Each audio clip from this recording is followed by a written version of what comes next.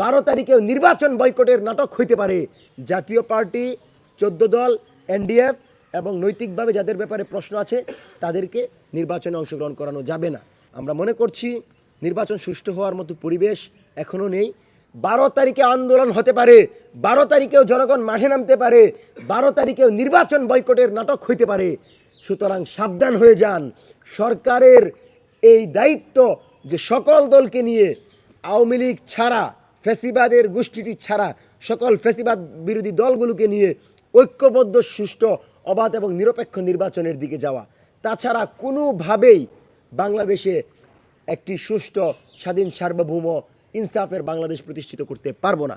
সেজন্য আমরা স্পষ্ট দাবি জানাচ্ছি, 1 নাম্বার, জেফরি এপস্টেইনের সংশ্লিষ্ট সকল আন্তর্জাতিক নথি ও তথ্যের আলোকে সংশ্লিষ্ট বাংলাদেশি নাগরিকদের বিষয়ে স্বাধীন বিভাগীয় তদন্ত কমিশন গঠন করতে হবে। দ্বিতীয়ত, সামরিক বাহিনীর তথ্য ফাঁস ও বডি ক্যামেরার তথ্য আন্তর্জাতিকভাবে গোপন তথ্য হিসেবে বিবেচিত। সেই তথ্য কি করে জুলকারনাইন শাহের পেল এটা আমরা জানতে চাই। সেই তথ্য কি করে প্রকাশ্যে এলো সেটা আমরা জানতে চাই। তৃতীয়ত, নির্বাচনের পূর্বে সাইবার স্পেসের নিরাপত্তা নিশ্চিত করতে হবে। কোনোভাবেই আমরা আর কোনো জাতীয় নেতৃবৃন্দের আইডি হ্যাক শুনতে চাই না। আমরা শুনতে চাই না যে কোনো জাতীয় নেতৃবৃন্দের আইডি হ্যাক হয়েছে আর বঙ্গভবন থেকে কাউকে গ্রেফতার করতে হয়েছে। এই বঙ্গভবনে যে বসে আছে তাকে মনে রাখতে হবে, তাকে আমরা করুণা করে, অনুগ্রহ করে তাকে আমরা ভিক্ষা দিয়েছি এই পথ। সে যদি কোনোভাবে কোনো একটি দলের এজেন্ডা বাস্তবায়ন করতে চায়, বঙ্গভবনের ইট কিন্তু একটাও সোজা থাকবে না।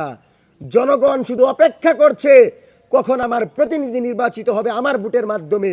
তার বিপরীতে গিয়ে যদি কোনো নাটক করে রাষ্ট্রীয় ক্ষমতার দখল নিয়ে, রাষ্ট্রীয় ক্ষমতা প্রয়োগ করে রাষ্ট্রের কর্মকর্তা যদি কোনো জাতীয় নেতৃবৃন্দের তথ্য হ্যাক করার চেষ্টা করে, জনগণকে সাথে নিয়ে আমরা রাষ্ট্রপতির কাছে যাব, রাষ্ট্রপতির কাছে জানতে চাইব। এখানে বসে তো আপনার কোনো কাজ নাই। হাসিনাকে ভিডিও কল দেন সেটাও তো আমরা দেখতে পারি না, কার সাথে কথা বলেন সেটাও তো জানতে পারি না। যেহেতু রাষ্ট্রপতির দায়িত্বে আছেন, সম্মানের জায়গা মাননীয় রাষ্ট্রপতি, নির্বাচনে আপনি কোনো প্রভাব দেখাবেন না। নির্বাচনে আপনি শুধু চেষ্টা করবেন যেন দিল্লির কোনো এক্সটেনশন, দিল্লির কোনো শক্তি এই নির্বাচনে হস্তক্ষেপ করতে না করে। অজিত দেওয়ালের মতো লোকেরা যেন নির্বাচনে কোনো ইম্প্যাক্ট তৈরি করতে না পারে, ভারত যেন নির্বাচনে কোনো ইঞ্জিনিয়ারিং করতে না পারে। শুধু এতটুকু আপনি দেখবেন আর নির্বাচনের পর সোজা চলে যাবেন। কোনোভাবেই বাংলাদেশের নির্বাচনকে আপনি ইঞ্জিনিয়ারিংয়ের দিকে নেবেন না। কোনোভাবে আপনার কর্মকর্তাদেরকে বলবেন না যে অমুক আইডি লিঙ্ক হ্যাক করে তাকে তোমরা এই পোস্ট দিতে বাধ্য করো। সুতরাং আমরা মনে করি এই যে ফ্যাসিবাদের যে জাল, সেটা বড় জাল, এবং এই জালের কতটুকু ব্যাপ্তি সেটা আমরা লক্ষ্য করলাম যে বঙ্গভবন থেকে যখন অপরাধী গ্রেফতার হলো। তো আমরা এই জায়গা থেকে উদ্বিগ্ন। আমরা মনে করছি নির্বাচন সুষ্ঠু হওয়ার মতো পরিবেশ এখনও নেই, এবং সেই পরিবেশ সরকার নিশ্চিত করতে না পারলে এই নির্বাচন প্রশ্নবিদ্ধ হবে। চতুর্থ দাবি, নারী, শিশু ও সাধারণ জনগণের নিরাপত্তা নিশ্চিতের লক্ষ্যে আমরা জিরো টলারেন্স নীতিতে যেতে চাই। আমরা দেখতে চাই না সরকারি কর্মকর্তার বাসায় 4 বছরের শিশুকে নির্যাতন করা হোক। আমরা লক্ষ্য করেছি মেয়েটাকে এখান দিয়ে পুড়ে ফেলা হয়েছে, এই হাত কেটে টুকরা টুকরা করে শিলি দেওয়া হয়েছে। আপনি এমন একটা পরিস্থিতিতে আছেন যেই পরিস্থিতিতে বিচার চাইবেন, বিচার হয় না। এই মেয়ে কার কাছে যাবে? শিশুদেরকে আমরা এতটুকু নিরাপত্তা দিতে পারি না? এই রাষ্ট্রকে এতটুকু নিরাপত্তার ব্যাপারে শিশুদেরকে আশ্বাস দিতে পারে না? আপনি নোবেল বিজয়ী, আপনি পৃথিবীর শ্রেষ্ঠ কিংবদন্তি, তারপরেও আপনার এ বিষয়ে একটা মতামত, একটা বক্তব্য আমরা লক্ষ্য করি নাই।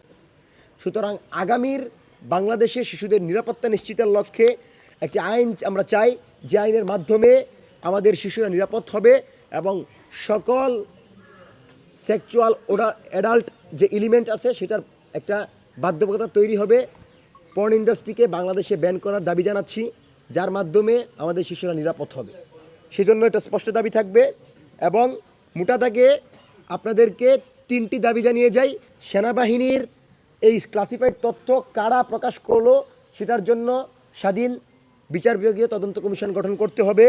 দ্বিতীয়ত, আমাদের আন্তর্জাতিক যে রিপোর্ট প্রকাশ হয়েছে এবং অ্যাবস্টেনের সাথে যারা সম্পৃক্ত এদের প্রত্যেককে বিচারের মুখোমুখি করতে হবে এবং তাদেরকে রাজনীতি করার কোনো সুযোগ দেওয়া যাবে না এবং নির্বাচনের পূর্বে লেভেল প্লেইং ফিল্ড নিশ্চিত করতে হবে। জাতীয় পার্টি 14 দল এনডিএফ এবং নৈতিকভাবে যাদের ব্যাপারে প্রশ্ন আছে তাদেরকে নির্বাচনে অংশগ্রহণ করানো যাবে না এবং নির্বাচনের দিন নিরাপত্তা ব্যবস্থা সর্বোচ্চ নিশ্চিত করতে হবে এবং কোনো দলকে বিশেষ সুবিধা দেওয়া যাবে না এবং নির্বাচনের দিন তারেক রহমান এবং আমিরে জামাত সহ যারাই আছে তাদেরকে সমান নিরাপত্তা দিতে হবে। নির্বাচনের দিন তারেক রহমান এবং আমিরে জামাতের নিরাপত্তা আমরা একদম কাটাই কাটাই সমান দেখতে চাই। কোনোভাবেই কাউকে প্রধানমন্ত্রীর মতো নিরাপত্তা দিবেন আর কাউকে সাধারণ নিরাপত্তা দিবেন এই বৈষম্য রাখেন না। যদি এই বৈষম্য রাখেন নির্বাচন প্রশ্নবিদ্ধ হবে। আজকের পর থেকে সরকারকে এই বিষয়ে দৃষ্টি আকর্ষণ করছি এবং আমরা অপেক্ষায় থাকব সরকার মিন্টুর ব্যাপারে কি পদক্ষেপ নিচ্ছে। যদি সরকার মিন্টুর ব্যাপারে পদক্ষেপ না নেয় তাহলে আমরা নতুন কর্মসূচি দিব এবং আমরা এ ব্যাপারে আপনাদেরকে নিয়ে বাংলাদেশের স্বাধীনতা, সার্বভৌমত্ব, নিরাপত্তা এবং সম্মানের কথা বিবেচনা করে আমরা আপনাদেরকে সাথে নিয়ে নতুন ঘোষণা দিব। পাশাপাশি আগামী নির্বাচনে যারাই ক্ষমতায় আসবে তাদের উদ্দেশ্যে একটি বার্তা, জুলাই সনদের আইনি ভিত্তি নিশ্চিত করার লক্ষ্যে হাঁ বুটে আমরা সবাই সিল দিব এবং হাঁ বুটের মাধ্যমে আমরা জুলাইয়ের যে স্পিড ছিল, আবু সাইদ ওয়াসিম মুগ্ধের যে স্পিড ছিল, জুলাই সনদের যে মূলনীতি সেটি বাস্তবায়ন হবে এবং আমরা আশা করব সংসদে গিয়ে অতি দ্রুত সময়ের ভিতর আপনারা সেটি বাস্তবায়ন করবেন এবং সেটি সংবিধান অন্তর্ভুক্ত করবেন। সুতরাং আজকের সংবাদ সম্মেলনে এই দাবিগুলো সরকার আমলে নেবে। এই দাবিগুলো জানিয়ে মঞ্চ 24-এর আজকের এই সংবাদ সম্মেলন এখানেই সমাপ্ত করছি। ধন্যবাদ সবাইকে। আসসালামু আলাইকুম।